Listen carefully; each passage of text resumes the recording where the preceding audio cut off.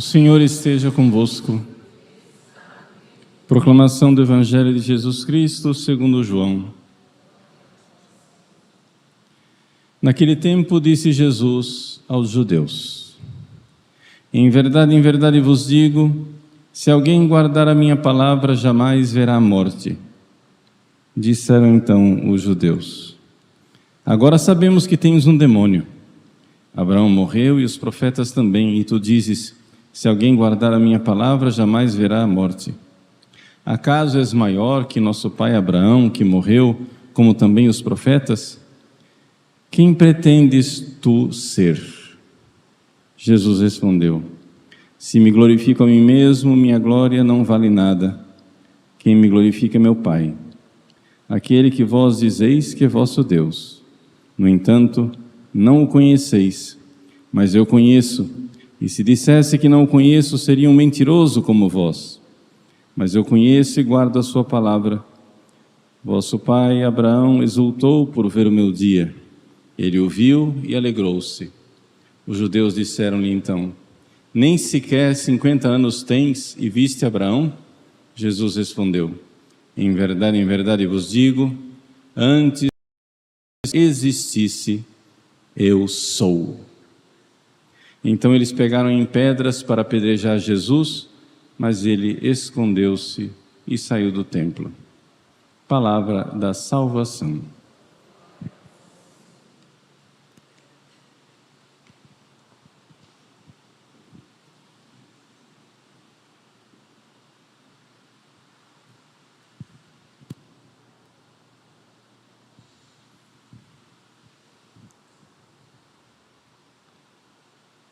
Meus queridos irmãos e irmãs, o Evangelho de hoje é a maior de todas as polêmicas entre Jesus e os judeus.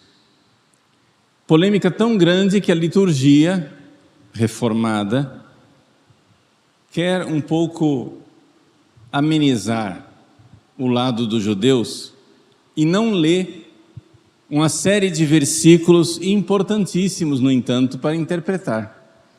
Aqui a gente se interroga por que é que omitiram esses versículos.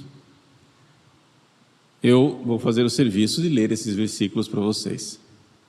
Nós paramos ontem no versículo 42 e de repente, num salto triplo mortal, pulamos para o versículo 51. E o que aqui está ali no meio? Aqueles versículos que foram omitidos. Bom, Jesus aqui está numa controvérsia com os judeus. Os judeus querem saber quem ele é. E então Jesus, com toda clareza, fala do seu Pai, que é Deus. E ele diz, como nós ouvimos no Evangelho de ontem, que se eles verdadeiramente escutarem a palavra de Jesus e colocarem em prática, viverem a palavra, né, de Jesus, conhecereis a verdade e a verdade vos libertará. Eis aqui, Jesus é o Filho do Pai, Jesus é a verdade. Eu sou o caminho, a verdade e a vida de Jesus, num outro capítulo. E conhecer a palavra de Cristo e colocá-la em prática, vivê-la, é a verdadeira libertação. Por que isto? Bom, a coisa é evidente, porque uma vez que você está em estado de graça, você ouviu a palavra de Cristo, teve fé, aquilo deu a você a contrição perfeita ou a confissão através do sacramento. Uma vez que você está em estado de graça, que você guardou a palavra de Cristo, você está livre do pecado, você está vivo. Vivo no sentido espiritual. Quem está em pecado mortal está de alguma forma morto. Conhecereis a verdade vos libertará, significa que então quem coloca a palavra de Cristo em prática é livre, porque tem a graça de Deus, não precisa mais obedecer ao pecado, consegue viver a vida dos filhos de Deus. E O que é que faz com que uma pessoa seja filho? Bom, você pode olhar o filho em dois estágios da vida, não é? Quem que é o filho inicialmente? No começo da vida, o filho é aquele que é cuidado pelo papai e pela mamãe, não é? O filhinho recebe carinho, recebe cuidado, o filhinho recebe os benefícios de papai e de mamãe. Mas para ele ser verdadeiramente filho, não pode parar por aí. Porque chega um momento, e não precisa nem ser adulto, ainda na fase de criança, a criança começa a imitar. Sim, quem é filho se comporta como o pai. Eu me lembro de um de meus sobrinhos, que tem o cabelo lisinho. Um dia ele foi cortar o cabelo, e ele forçou o barbeiro a colocar gel no cabelo dele para ficar espetado, porque o pai dele, quando cortava o cabelo, ficava com o cabelo espetado. É a tendência da criança. O pai é o modelo, é o herói, aquele que eu tenho que imitar. O filho faz o que vê o pai fazer. O próprio Jesus diz isso, que ele faz o que vê o pai fazer. Esse é o princípio da filiação. Pois bem, quando nós conhecemos a verdade de Cristo, começamos a nos comportar como Deus e somos livres, porque somos filhos de Deus. Os judeus reagem dizendo, nós vimos, que eles são filhos de Abraão. Mas Jesus disse, olha, se vocês fossem filhos de Abraão, vocês se comportariam como Abraão. E aqui vem o trecho polêmico que é omitido pela liturgia, não é? Existe uma outra característica também do filho. O filho fala a mesma língua do pai. Se o pai fala português, o filho fala português. Se o pai fala inglês, o filho fala inglês. Vocês têm que conhecer a linguagem, o comportamento e a linguagem. Pois bem, os fariseus o que fazem? Eles se comportam e falam a língua do pai deles. Quem é o pai deles? O diabo. Padre, o senhor está exagerando. Pois é exatamente isso que a liturgia omite. Jesus diz, por que não conheceis vós a minha fala, a minha linguagem? É porque não podeis ouvir a minha palavra. Vós sois filhos do diabo, e quereis cumprir os desejos do vosso pai. Aí que está, filho de peixe, peixinho é. O filho se comporta como o pai. O diabo quer matar Jesus, e os fariseus, os judeus, querem matar Jesus.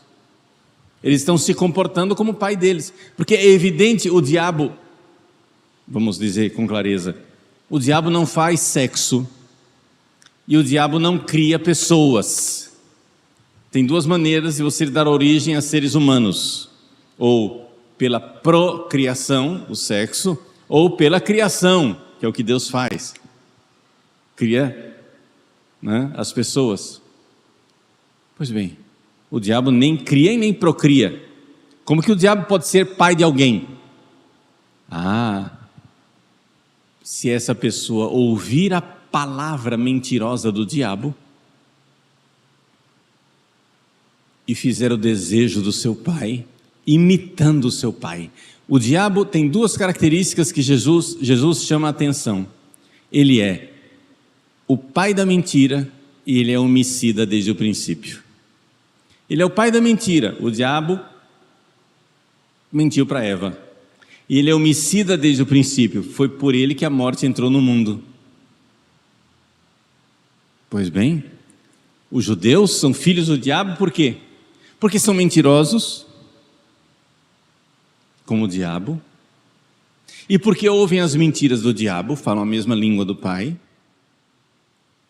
E número 2, porque são homicidas, como o diabo. Porque matam, e querem matar Jesus.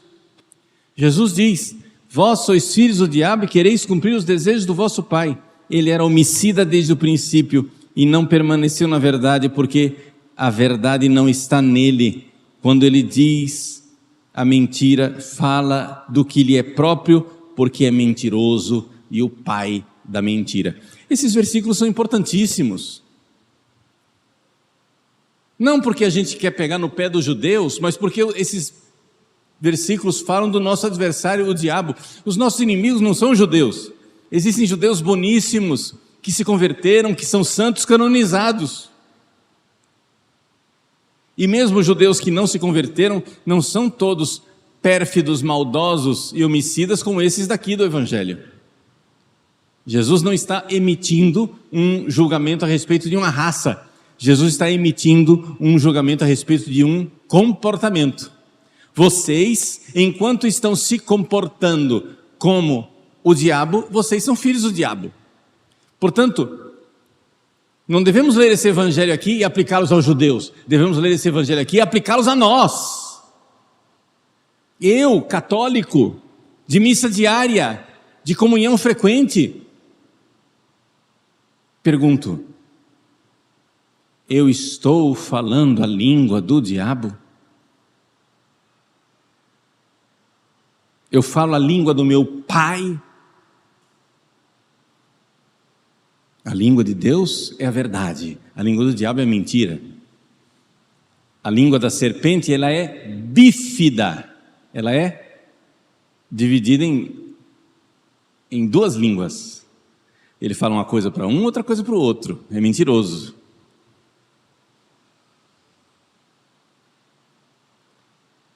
É assim que você é?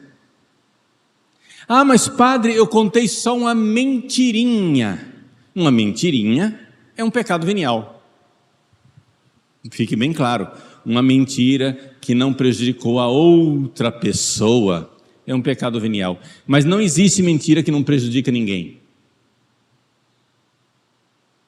A mentira prejudicou pelo menos a você, que se tornou mais semelhante ao pai da mentira, que se dessensibilizou para o pecado da mentira.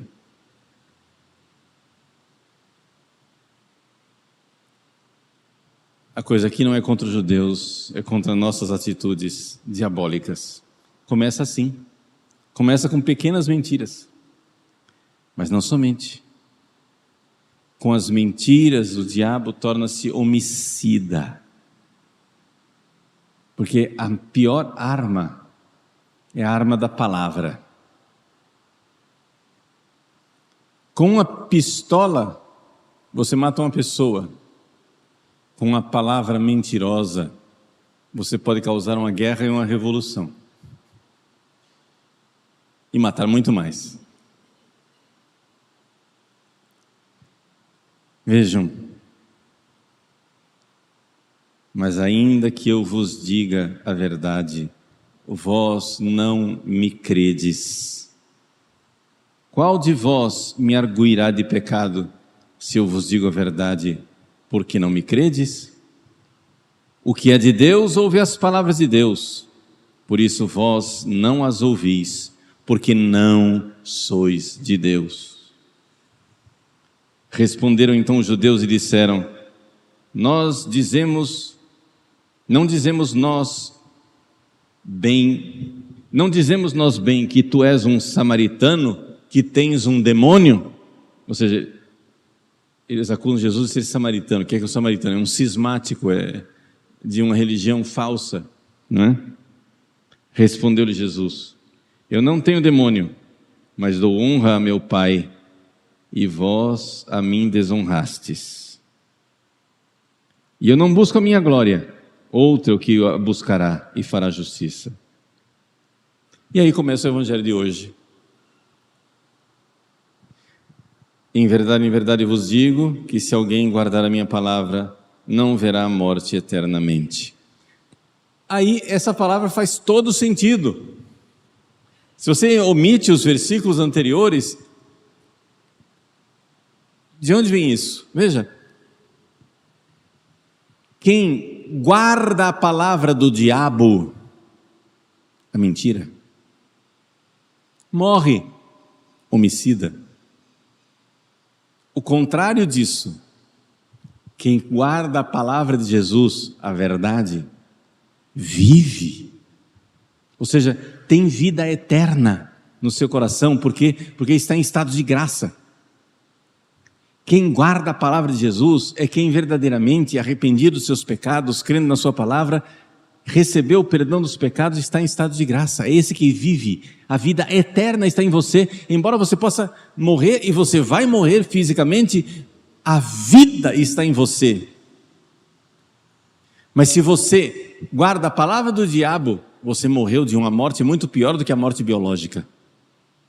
Tire os versículos anteriores e tudo cai por terra. Você não entende o que Jesus está dizendo aqui.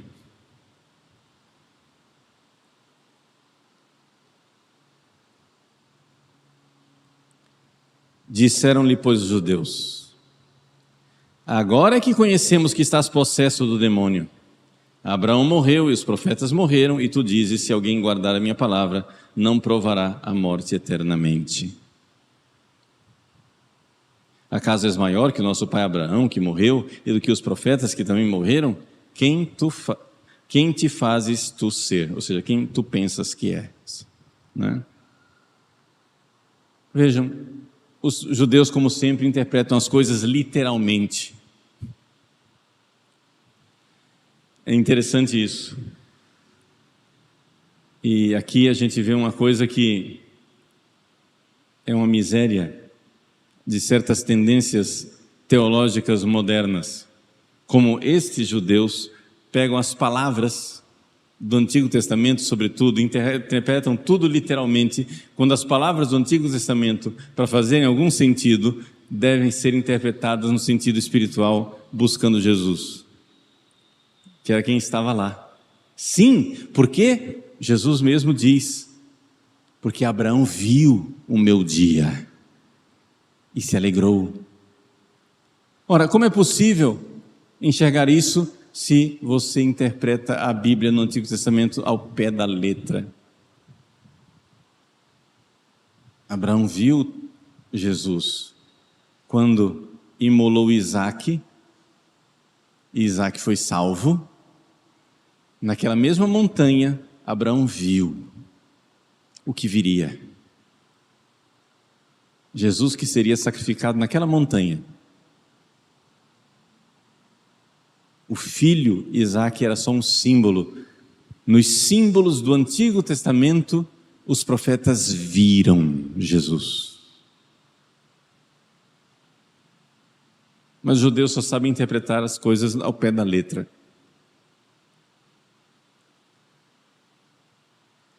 Meus queridos, poderíamos ir longe na interpretação desses versículos riquíssimos e importantíssimos. Talvez a página mais polêmica de toda a Sagrada Escritura. Sim, a minha homilia hoje ela é polêmica porque eu estou comentando a página mais polêmica de toda a Sagrada Escritura, e tão polêmica que a própria reforma litúrgica quis fazer um parênteses e não dizer alguns versículos porque poderiam ofender aos judeus. Mas eles não são ofensa nenhuma aos judeus. Eles são ofensa a nós, quando nos comportamos como filhos de Satanás. De quem você é filho? O filho se comporta como o pai. Como o pai. O filho fala a linguagem do pai. E se nós ouvirmos a linguagem de Jesus, a verdade, se nós guardarmos essa palavra, nos comportarmos como ela, nós então veremos a transformação que acontece dentro do nosso coração e nós seremos como Deus. Viveremos nele, no amor. E é isso que Deus quer fazer conosco. Estamos às portas da Semana Santa. Precisamos dar o passo, né?